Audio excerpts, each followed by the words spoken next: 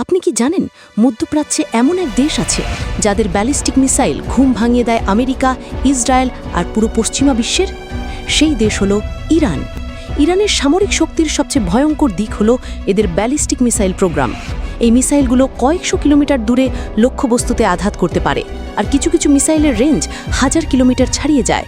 যেমন Shahab 3 range 2000 kilometre, Sejjil 2 range 2500 kilometre, Fateh 110 স্বল্প পাল্লার কিন্তু অত্যন্ত নির্ভুল, আর নতুন কিছু মডেল হাইপারসনিক গতির।